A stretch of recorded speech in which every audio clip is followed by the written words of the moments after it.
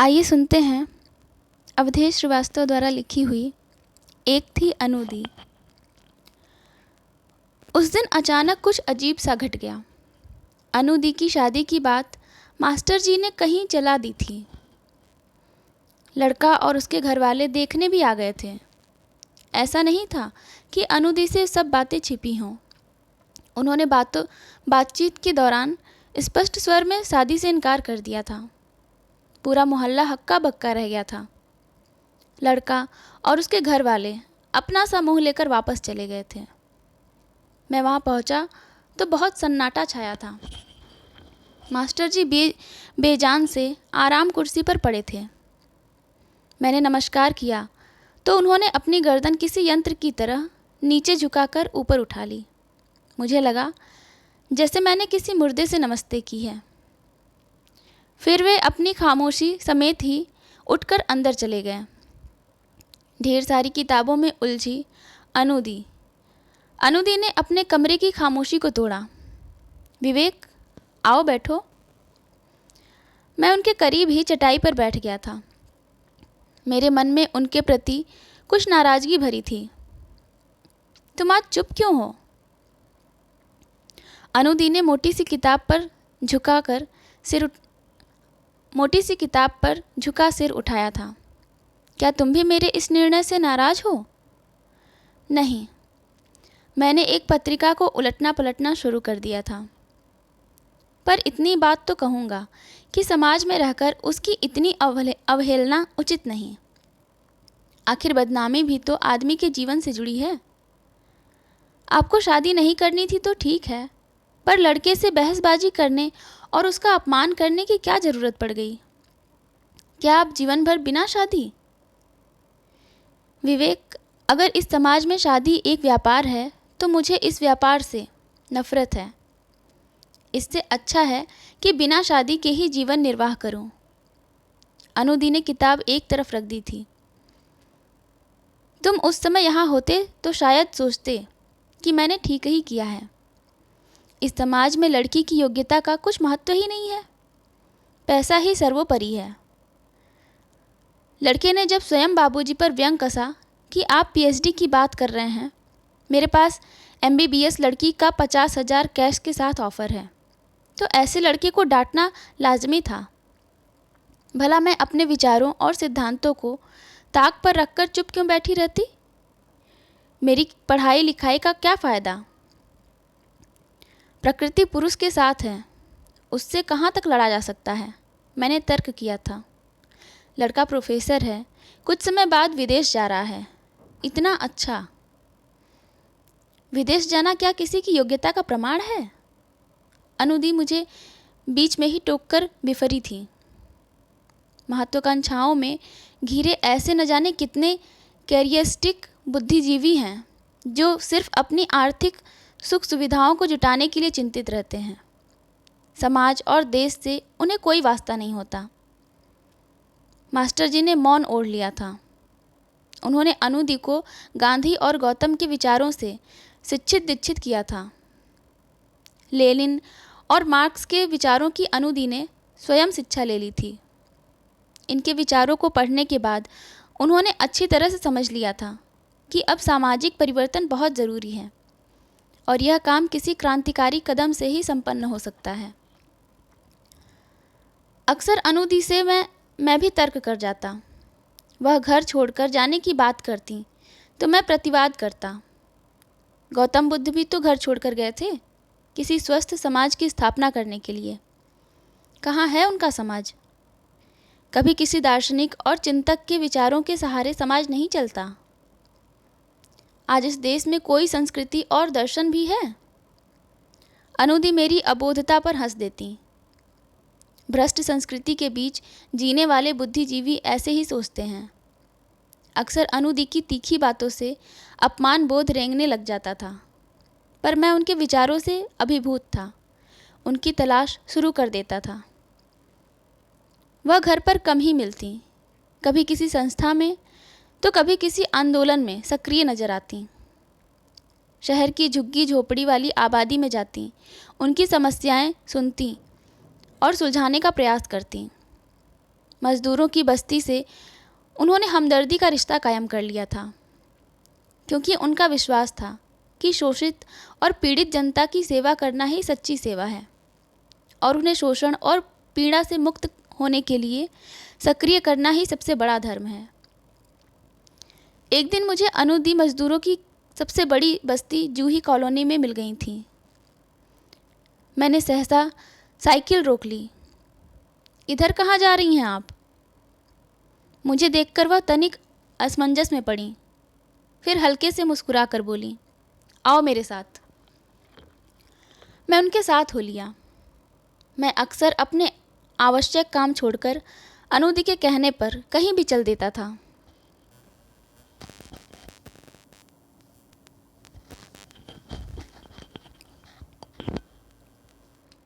मजदूर परिवारों की महिलाएं निकलकर अनुदी से कुछ न कुछ बात करती।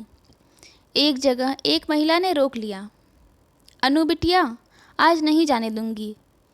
आज मुझे कमीज सिलना सिखा दीजिए, नहीं तो मैं मशीन वापस कर जाऊंगी। भाभी कल सुबह ज़रूर आऊंगी। अनुदी ने हाथ जोड़े थे। आज मुझे माफ़ कर दो।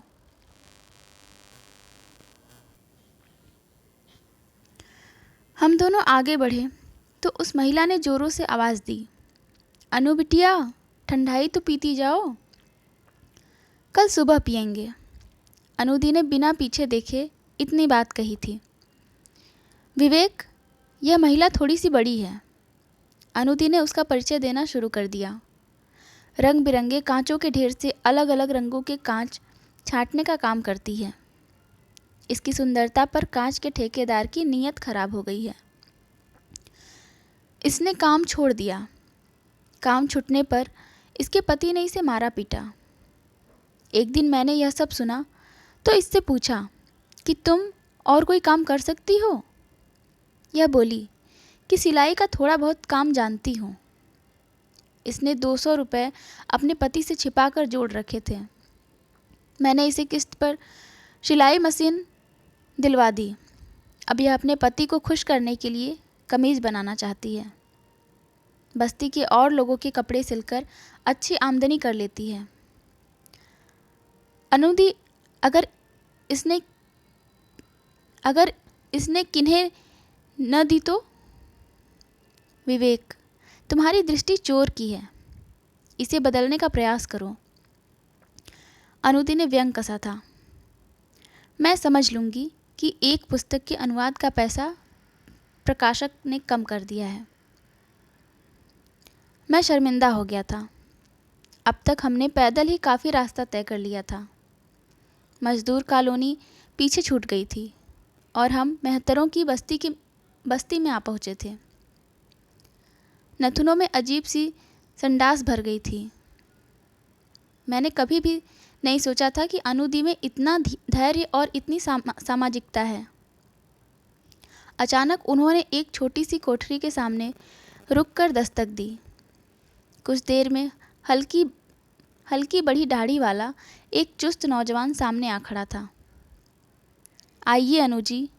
व्यवस्थित कमरे के बीच बिछी चटाई पर उसने बैठने का इशारा किया और दृष्टि मेरी ओर फेंकी। आप हैं मिस्टर विवेक शर्मा?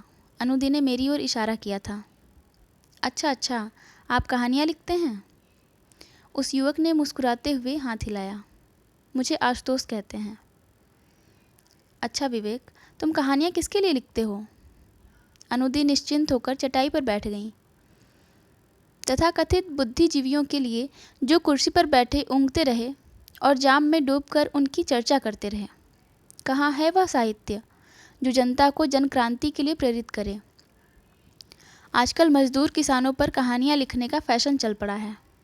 लिखने वाले वातानुकूलित कमरों में सोफों पर बैठकर मजदूरों के पसीने की गंध और उनके उत्पीड़न का मर्म महसूस करते हैं। सही मायने में यह साहित्य जनता के लिए नहीं है, जनता का साहित्य नहीं है। अनुजी, आप बेकार का भाषण दे रही हैं, आशुतोष ने उन्हें बीच में टोका था।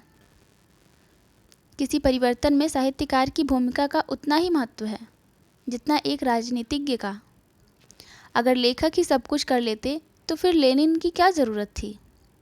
लेनिन और गोर्की दोनों का ही अपना अपना महत्व और दायित्व है, और उनकी अनिवार्यता भी है। मैंने भी विवेक की कहानियाँ पढ़ी हैं। मजदूर आंदोलन पर इनकी कुछ एक अच्छी कहानियाँ हैं जिनकी तुमने भी तारीफ़ की थी।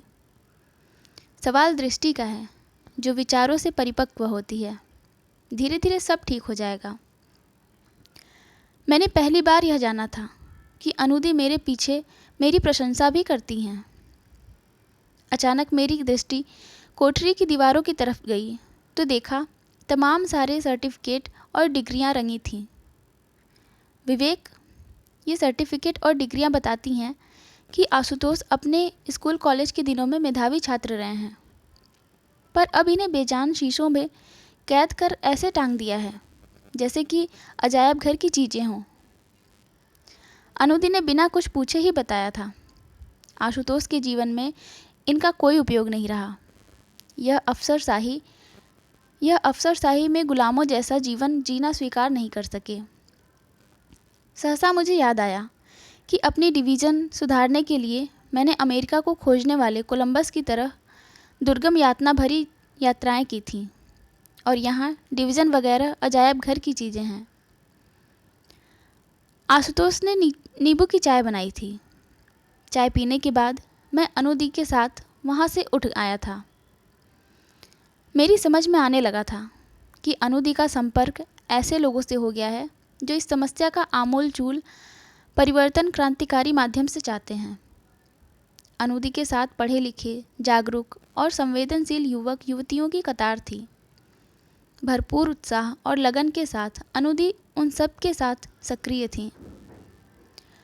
वह मुझे भी राजनीति में दिलचस्पी लेने के लिए प्रेरित करने लगी, और धीरे धीरे मैं भी अनुदी के साथ सक्रिय होता चला गया।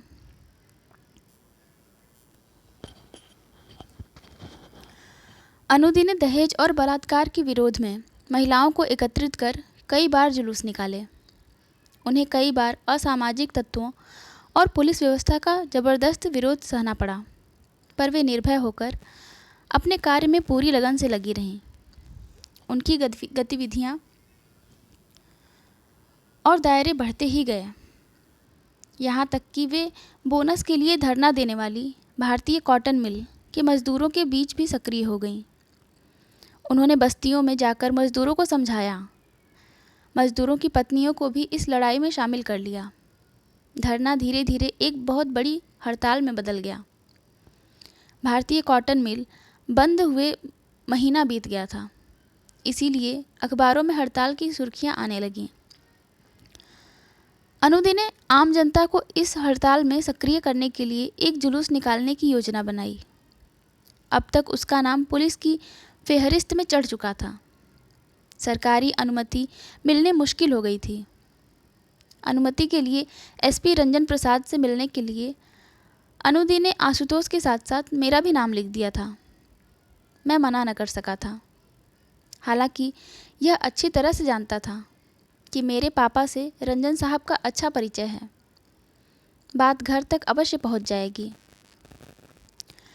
मिस अनुजा चौधरी, आप और आपके साथियों का उत्साह देखकर हम बहुत खुश हैं। एसपी साहब ने बड़ी आत्मीयता दिखाई। आप लोग समाज में जागरूकता पैदा कर रहे हैं। जुलूस निकालना तो प्रजातांत्रिक अधिकार है। हम और हमारी पुलिस व्यवस्था आपके साथ हैं। हिंसात्मक तत्वों से पुलिस आपकी रक्षा करेगी, पर आप लोग कोई हिंसात्मक पहल ना करें। गांधी जी के आदर्श अहिंसा पर चलना हम सबका कर्तव्य है। मैं एसपी साहब के साथ हुई भेंट से अभिभूत हो गया था। मैंने जब एसपी साहब की तरफ अनुदी से की तो उन्होंने थोड़ी सी नाराज़गी का लहजा अपनाया। विवेक, तुम्हें कब अकल आएगी? रंजन साहब बहुत काइयाँ हैं और चट आदमी हैं। इन्हें इस शहर में हमारी योजनाओं को निष्फल करने के लिए ट्रेंड करके भेजा गया है।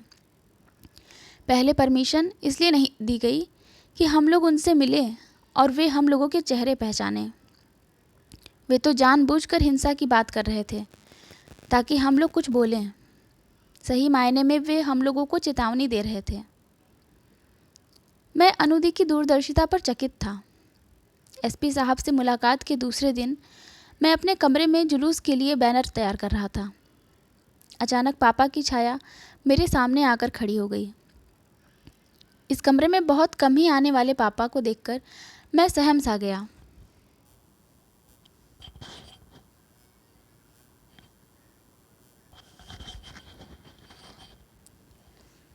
विवेक, तुम्हारा यह नाटक बहुत दिनों से देख रहा हूँ। पापा जी ने सख्त लहजा अपनाया था। कल प्रसाद जी से अचानक सड़क पर मुलाकात हुई थी, जाकर उनसे घर पर मिल लेना। गुंडा एलिमेंट का साथ तुम फौरन छोड़ दो और अपने करियर पर ध्यान दो। क्या कहते हैं आप? इन सभी पढ़े लिखे, ईमानदार और निस्वार्थ लोगों को, जो शहरी स्तर पर मजदूरों को, ग्रामीण स्तर पर किसानों को दमन के खिलाफ जागरूक कर रहे हैं, उन्हें आप गुंडा एलिमेंट कहते हैं? किस करियर की बात कर रहे हैं आप? जहां अनुदी का अपॉइंटमेंट इसलिए न हो सका कि वह कॉलेज मैनेजर की रिश्तेदार नहीं थी। आप झूठ बोलते हैं कि रंजन साहब से आपकी मुलाकात सड़क पर हुई है। मम्मी ने मुझे सब बता दिया है। रंजन साहब कल घर पर ही आए थे। उनसे आपने वायदा किया है कि मैं मुखबिर बनकर इन साथियों की सीक्रेसी उन तक पहुंचाऊंगा। ऐसा कभी नहीं होगा। मैं इतनी बात कह गया था, पर मन में ही। पापा जी कमरे से कब चले गए मुझे पता भी नहीं चला। अनुदी से मिलने पर मैंने पूरी बात साफ साफ बता दी। जुलूस निकालने की तारीख ज्यों ज्यों पास आ रही थी, त्यों त्यों प्रशासन चुस्त और सजग होता चला जा रहा था। आंदोलन ने हमारे शहर में, सारे शहर में सनसनी फैला दी थी।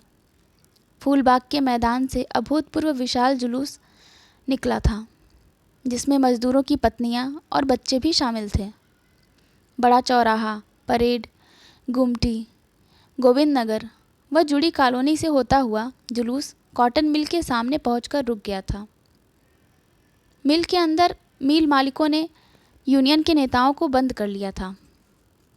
आखिर अंदर बंद यूनियन नेताओं की गुंडों से पिटाई कराई थी। गेट का ताला तोड़कर मजदूर अंदर घुस गए। लहूलुहान नेताओं को कंधे पर रखकर वे बाहर निकलने लगे तो पुलिस ने उन्हें रोका। मजदूरों ने भी री-स्टोर में घुसकर सरिया और पाइप अपने हाथ में ले लिए थे। मालिकों के गुंडों ने मजदूरों को पीटना शुरू कर दिया।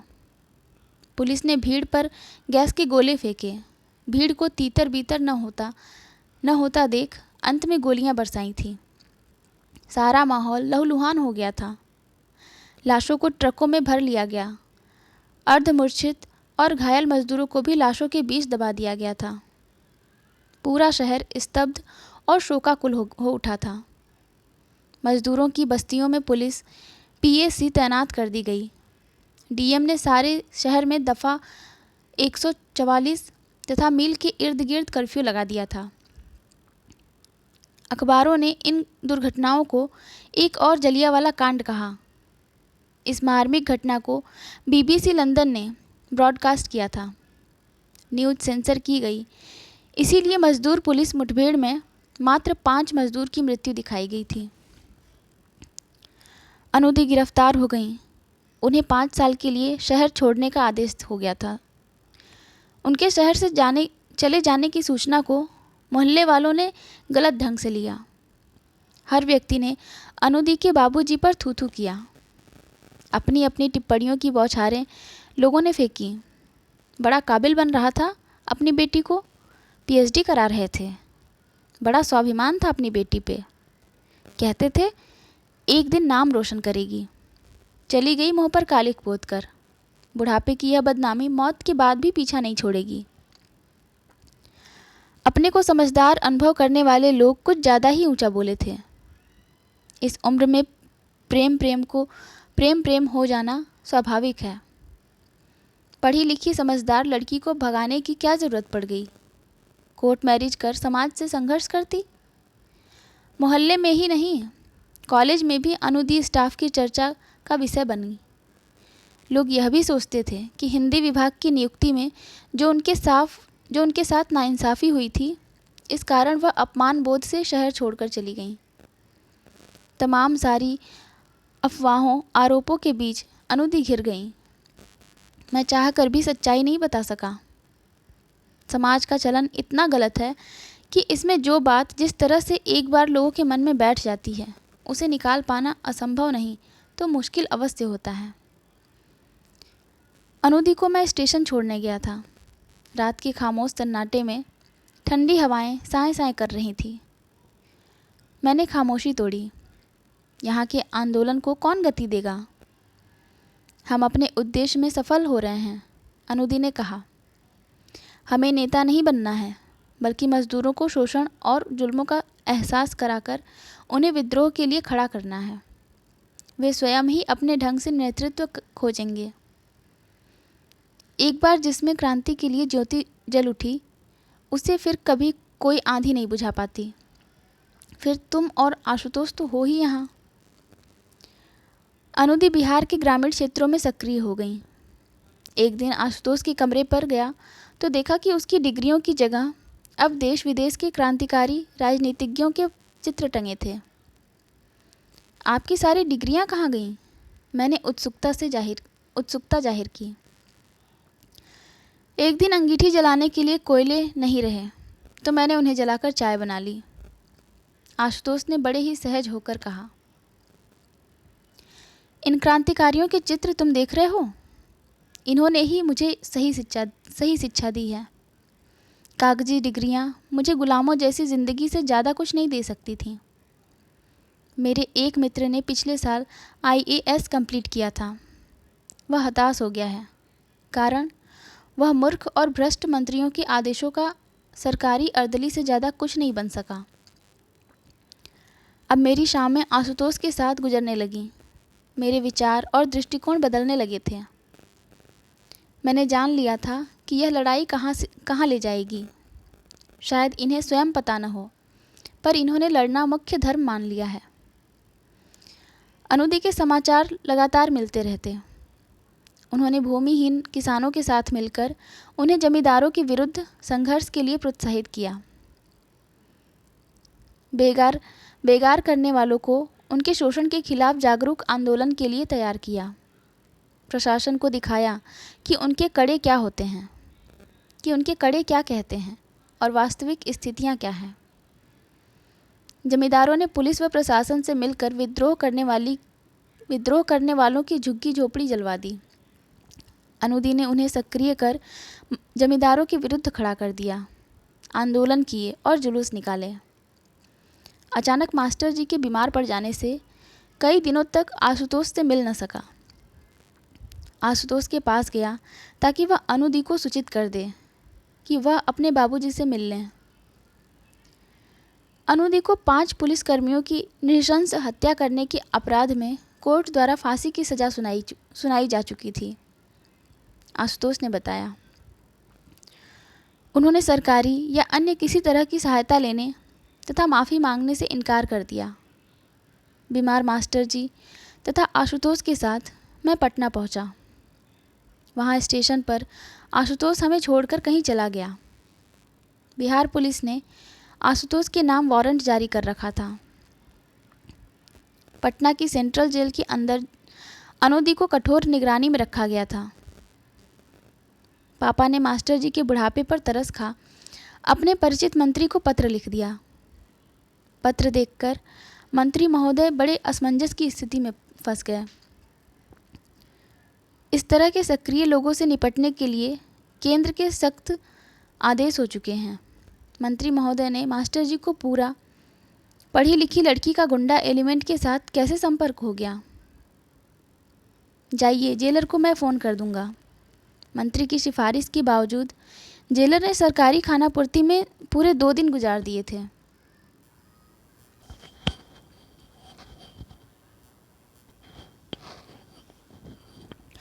आप लड़की के पिता हैं? आप भाई हैं?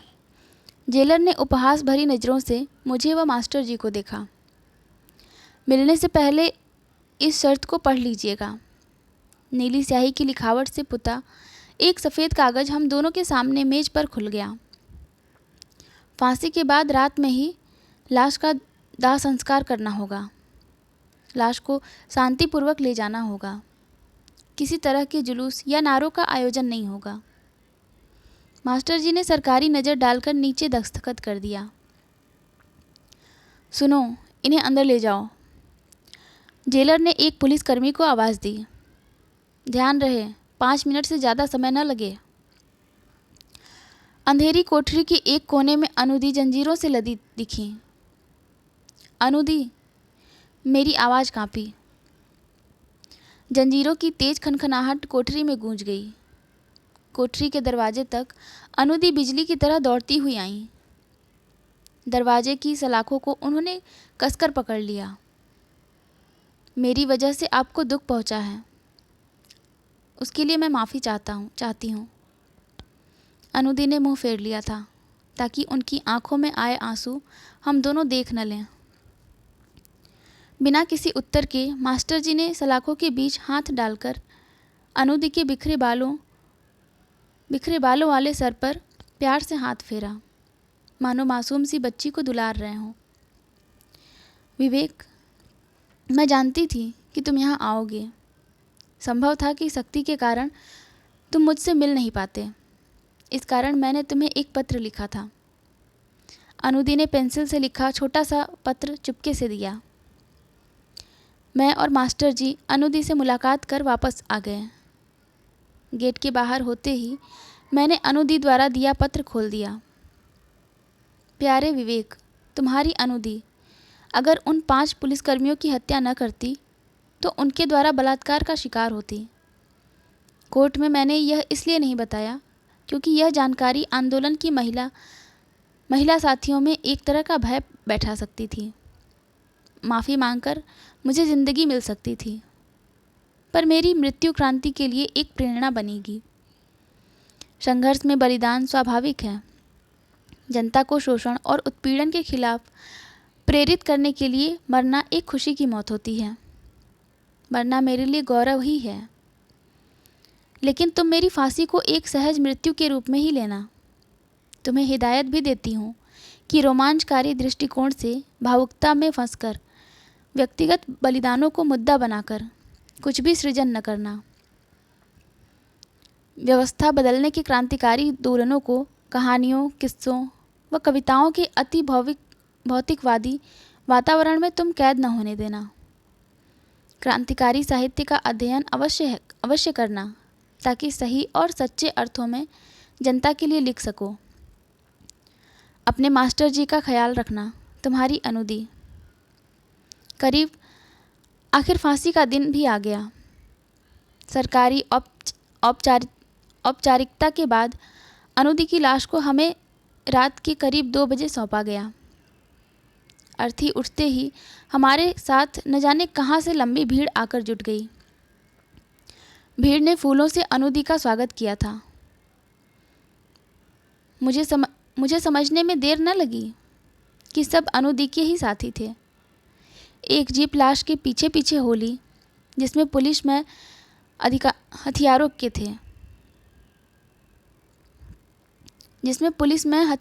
थे। पूछने पर उन्होंने बताया कि प्रशासन ने उन्हें आदेश दिया है कि लाश के अंतिम संस्कार तक साथ रहें। सभी साथी आंखों में आंसू लिए चिता से उठती लपटों को देखकर प्रतिज्ञा कर रहे थे। चिता को ठंडी होती देख मैंने मास्टर जी का हाथ पकड़ लिया। धीरे धीरे शमशान घाट की सीढ़ियां चढ़कर हम ऊपर पहुंचे तो देखा पूरब की ओर सूरज उदय हो रहा था।